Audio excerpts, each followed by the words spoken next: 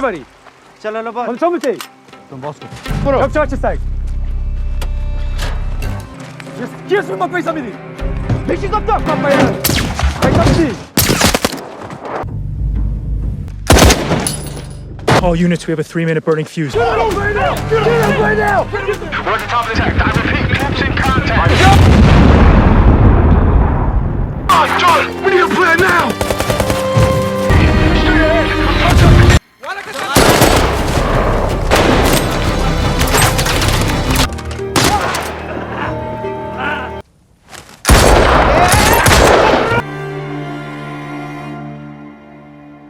The film opens by immersing us immediately in the perilous daily life of a U.S. Army Special Forces team. How's it going, JJ? We are introduced to Sergeant First Class John Kinley, a seasoned Green Beret, leading his unit on a mission to locate and dismantle Taliban IED, improvised explosive device factories.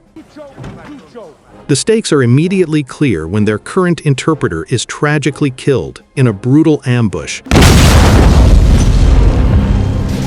highlighting the constant danger and the vital role of these local guides. Kinley is now in desperate need of a new interpreter. Some more than others, but they all been through basic. His search leads him to Ahmed Abdullah, a man with a quiet intensity and a reputation for being difficult yet highly effective. Their first meeting is tense. You recognize this guy? Ahmed, unlike previous interpreters, is direct and challenging, questioning Kinley's tactics and even his understanding of the local dynamics. Pain in the ass. Not me, sir. He reveals his own personal vendetta against the Taliban, who murdered his son, but insists he is working for money, not patriotism. Despite the initial friction, Kinley recognizes Ahmed's sharp intellect and invaluable local knowledge. I understood your objective. Ahmed quickly proves his worth, using his keen instincts to detect hidden dangers and navigate treacherous situations, often saving the team from ambushes that Kinley's intelligence couldn't foresee. The plot thickens when Kinley's team embarks on a mission to raid a suspected Taliban weapons cache. The operation initially seems to go as planned, but as they move deeper into the area, a massive Taliban force, far larger than anticipated, ambushes them. Chaos erupts. In a brutal close-quarters firefight, Kinley's entire team is systematically wiped out. Amidst the carnage, Kinley is gravely wounded, shot multiple times, and knocked unconscious. When Kinley finally regains a flicker of consciousness, he finds himself alone with Ahmed. His leg is shattered, he's bleeding profusely, and he's completely incapacitated. The Taliban are actively hunting them, sweeping the area to ensure no one escaped. It's a desperate situation, with Kinley unable to move and Ahmed, though armed, facing overwhelming odds. Instead of abandoning the helpless American, Ahmed makes a monumental decision. Driven by a sense of duty, or perhaps a deeper, unspoken covenant, he begins the impossible task of carrying Kinley to safety. This forms the heart of the film's first act. Ahmed straps Kinley onto a makeshift stretcher, then onto his back, and begins a grueling, multi-day journey across miles of rugged, mountainous, and enemy-infested terrain. This section of the film is a relentless portrayal of survival. Ahmed faces numerous challenges, evading the Taliban. He constantly has to hide Kinley and himself from patrolling Taliban fighters, often coming within inches of discovery. He uses his knowledge of the land to find hidden paths and shelters. Physical exhaustion, the sheer weight of Kinley, combined with the difficult terrain and lack of food and water, pushes Ahmed to his absolute physical limits. He endures thirst, hunger, and relentless fatigue. Kinley's condition worsens. He drifts in and out of consciousness, delirious with fever and pain. Ahmed has to tend to his wounds as best he can, despite having minimal medical supplies. Moral dilemmas.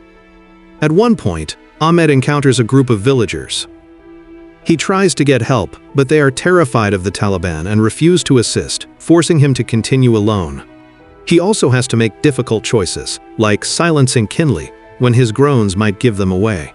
Upon finally reaching a supposed US military checkpoint, Ahmed is instead met by a group of Taliban fighters disguised as civilians. He and the still unconscious Kinley are immediately surrounded. With his last ounce of strength, Ahmed mounts a ferocious defense, killing the entire Taliban unit. As US military reinforcements arrive on the scene, they made Ahmed lying on the ground amidst the bodies of the Taliban, mistaking him for one of the combatants.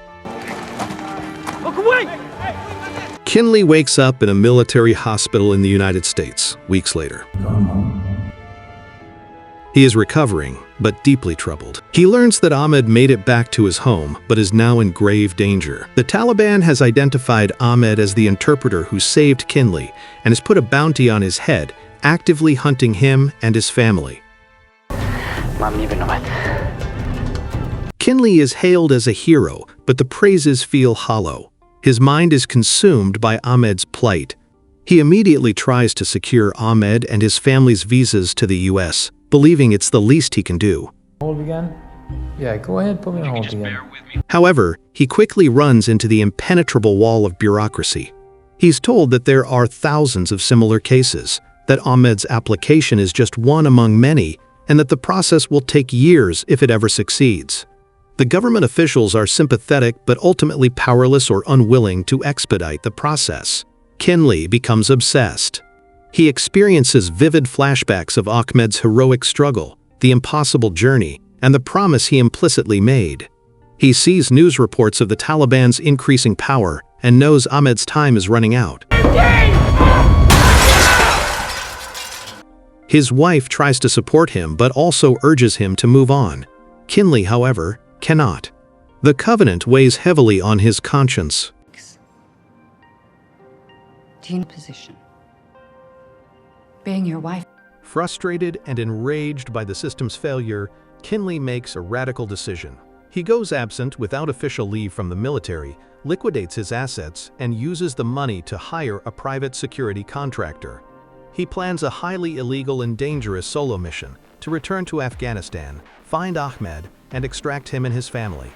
He arrives back in the war-torn country, navigating clandestine networks and relying on his military training. He makes contact with a local fixer, who helps him gather intelligence on Ahmed's whereabouts and the Taliban's movements. Kinley learns that Ahmed and his family are constantly on the run, hiding in various safe houses, always just one step ahead of their pursuers. I want you to honor the... Kinley finally locates Ahmed and his family in a remote, heavily guarded area. The timing is critical, as the Taliban is closing in. What follows is a tense, action-packed sequence. Kinley, now reunited with Ahmed, must once again rely on their combined skills to fight their way out.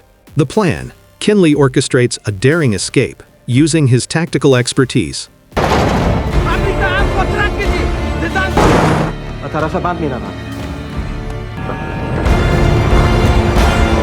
The confrontation: they face off against numerous Taliban fighters in a brutal firefight.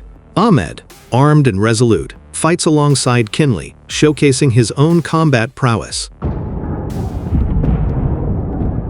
The race to the extraction point. They battle their way through the streets and buildings, protecting Ahmed's family as a US military helicopter, arranged by Kinley's contacts, approaches for extraction. All visual, 06. The sacrifice. In the climactic moments, as the helicopter is about to land, a final wave of Taliban fighters attacks. Kinley and Ahmed put themselves in harm's way to ensure the family gets on board. They are nearly overwhelmed but manage to fight their way onto the helicopter at the last possible second, just as it lifts off. The final shot shows Kinley and Ahmed sitting together quietly, perhaps fishing.